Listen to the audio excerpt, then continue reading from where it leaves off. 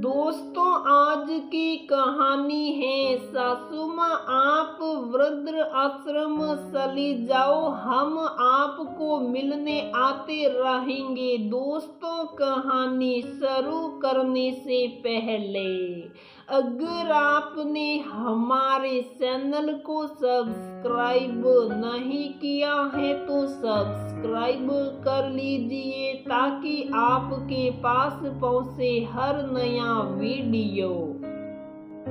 आज बड़े दिन बाद स्निग्धा की ममता से बात हुई। जब से वह अपने नए घर में शिफ्ट हुई हैं, उस तरफ जाना बहुत कम हो गया है। अब तो तकरीबन 4 साल हो गए वहां गए हुए, परंतु उस मोहल्ले से उसे आज भी गहरा लगाव है। आखिर उसने अपनी गृहस्थी किराए वाले घर में उसी मोहल्ले से शुरू की थी। ममता भी कुछ महीने पहले ही उस जगह नई आई थी, तो दोनों नई नवेलियों में जल्द ही खूब अच्छी दोस्ती हो गई। उस मोहल्ले में बच्चे बुजुर्ग दंपति जिनके बच्चे पढ़ाई या नौकरी के सिलसिले में दूसरे शहरों में रह रहे थे, उन लोगों ने सिक्योरिटी और अकेलेपन से बचने के लिए घरों में किराएदार रख लिए थे। ममता और स्निग्धा उन्हीं घरों में रह रही थी। पूरे इलाके में एक ही घर था जो भरा पूरा था। सास ससुर बेटा बहू पोता पोती सभी एक साथ एक ही घर में रहते थे।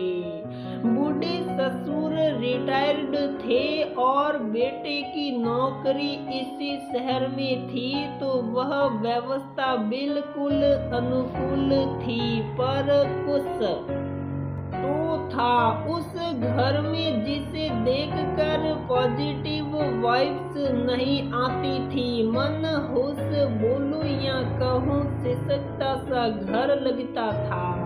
कहते हैं ना कि घर में रहने वालों की मनोदशा घर की एक एक ईंट बयां करती है।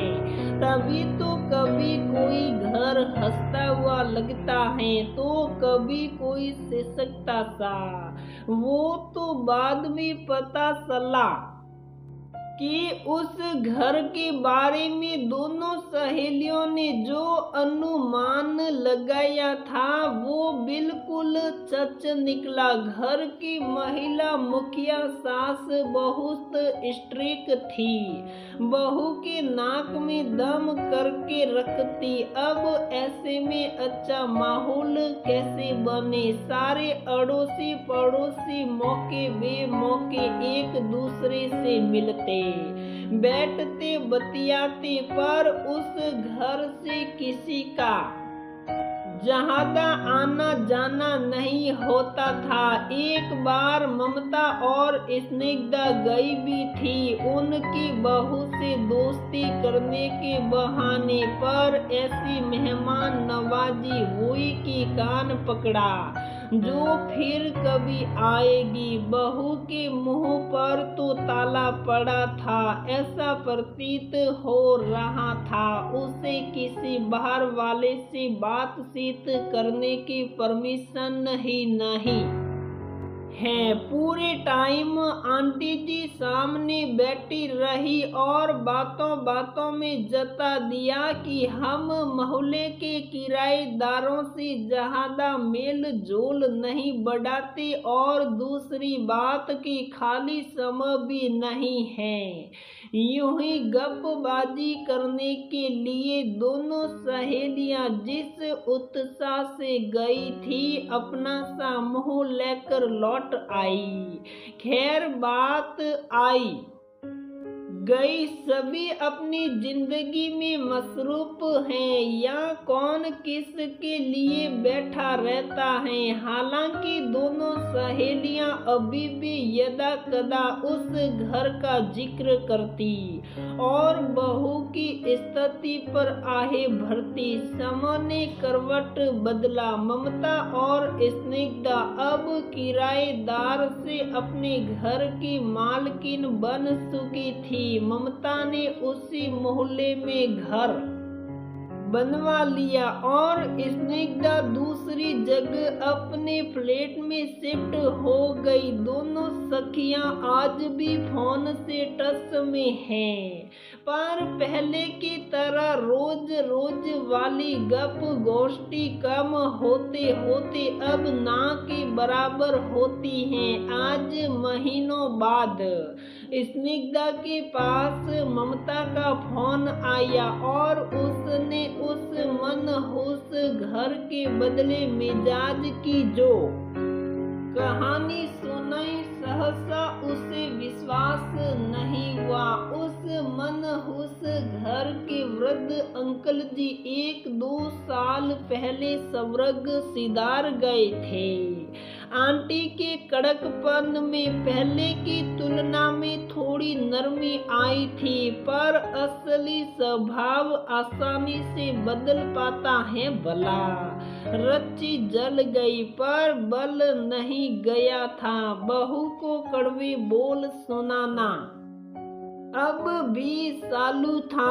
हाँ, अंतर ये आया कि पहले उनकी जली कटी सुनकर भी बहू रानी अपना कर्तव्य निभाती थी, पर अब उसने उनकी बातों को सीरियसली लेना बंद कर दिया है। पोता पोती भी दादी से दूर दूर ही रहते हैं। बच्चों ने अपनी माँ को हमेशा दादी से प्रताड़ित होता देखा तो वो दादी के प्रति अपनापन नहीं महसूस करते। ले देकर बेटा है जो गाय बगाए माँ के कमरे में जाकर हाल चाल लेता था, परंतु कुछ दिन पहले घर में किसी बात का घमासान युद्ध हो गया।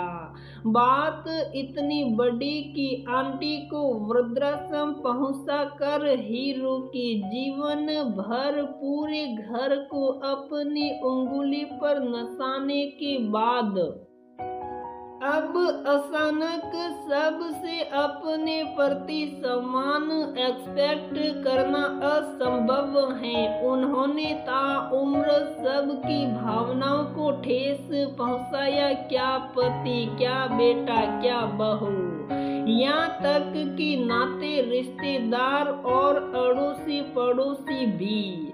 तो नियति तो यही होनी थी। शायद तभी कहते हैं रिश्ते तब बनते हैं जब रिश्तों को संभाल के रखा जाता है। आंटी जी की इसी नासमझी के कारण आज वो अपना आगे का जीवन परिवार वालों के बगैर वृद्धाश्रम में बिताने को मजबूर हैं। हालांकि ममता ने बताया कि वो वृद्धाश्रम 5 सितारा होटल से कम नहीं है, पूरी सुख सुविधा और आधुनिकता से लेस है। कमी है तो सिर्फ अपनों के साथ की। वैसे बेटा बहू परिवार सहित जाकर मिलते रहते हैं और हाल चाल लेते हैं। स्थिति कंट्रोल में है, पर अब भी वो घर सिसक ही रहा है। काश समय रहते हम अपने रिश्तों को संभालना सीख ले। तो दोस्तों, हमारी ये कहानी यहीं पर समाप्त होती है। अगर आपको हमारी ये कहानी पसंद आती है तो प्लीज वीडियो को लाइक करें, शेयर करें और हमारे चैनल को सब्सक्राइब जरूर करें।